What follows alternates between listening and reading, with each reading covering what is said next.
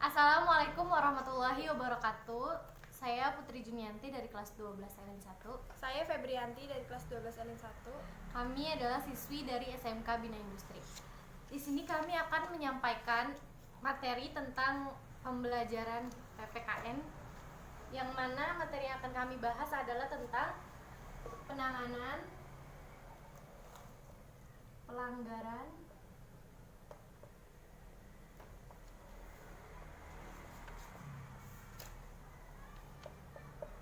hak dan pengingkaran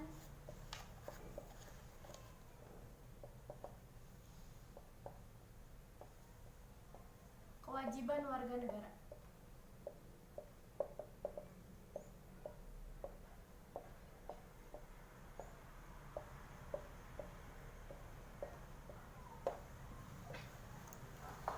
Poin pertama yang akan kami bahas adalah upaya pemerintah dalam penanganan kasus pelanggaran hak dan pengingkaran kewajiban warga negara.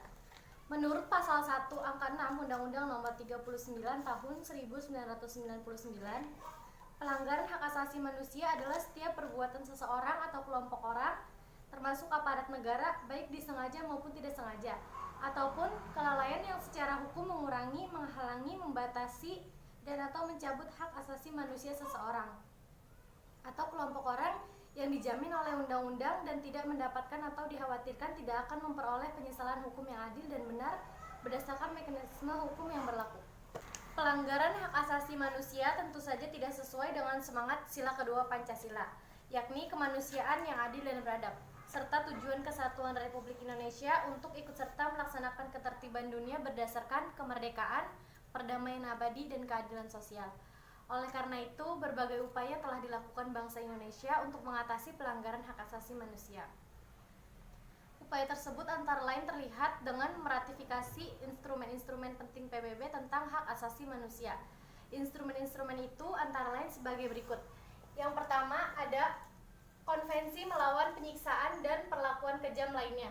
Yang kedua, Konvenan Internasional untuk Hak Politik dan Hak Sipil. Yang ketiga ada Konvensi Penghapusan Segala Bentuk Diskriminasi Terhadap Wanita. Yang keempat, Konvensi Internasional Diskriminasi Ras.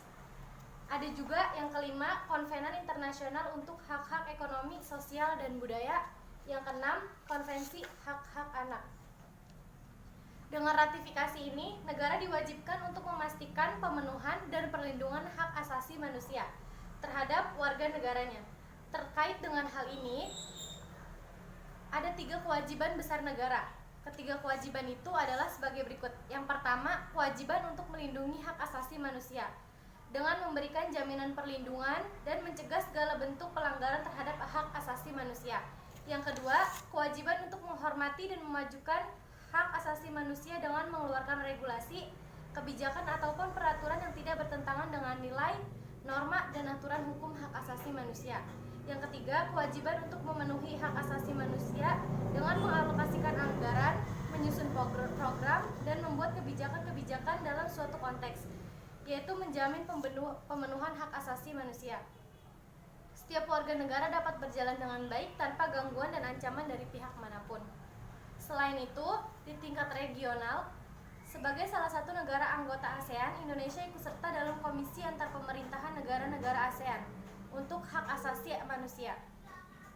Dengan keikutsertaan ini, Indonesia memiliki kewajiban menjunjung tinggi hak asasi manusia di wilayahnya.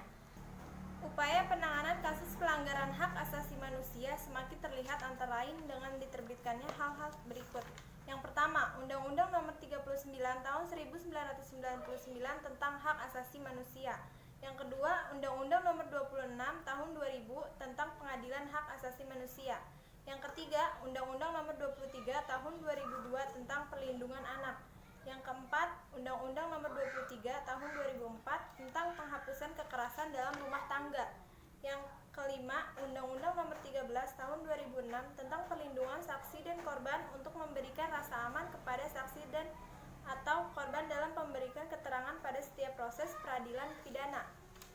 Yang keenam, Peraturan Pemerintah Tahun Nomor 44 Tahun 2008 tentang pemberian kompensasi, rituasi, dan bantuan kepada saksi dan korban. Adapun materi selanjutnya yang akan kami bahas adalah tentang membangun partisipasi masyarakat dalam mencegah terjadinya pelanggaran hak dan pengingkaran kewajiban warga negara. Pengingkaran terhadap kewajiban tentu saja tidak dapat dibiarkan begitu saja. Pengingkaran terhadap kewajiban harus segera diatasi. Ada dua cara yang dapat dilakukan untuk mengatasi pengingkaran kewajiban warga negara. Yang pertama, cara preventif. Cara preventif adalah upaya yang dilakukan untuk mencegah terjadinya pengingkaran kewajiban sebelum pengingkaran kewajiban itu terjadi.